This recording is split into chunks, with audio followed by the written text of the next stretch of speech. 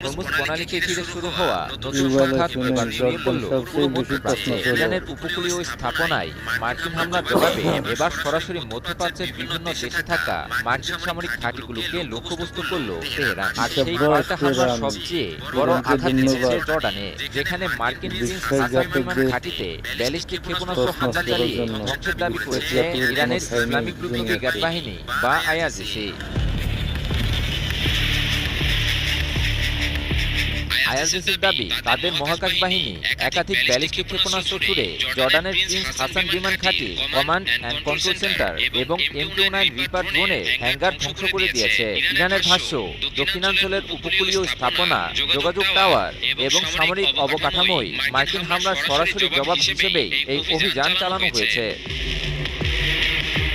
ধন্যবাদ ইরানকে। তবে জর্ডানে থেমে থাকেনি ইরানের প্রতিশোধ। আইআরজিসি জানিয়েছে কুয়েত,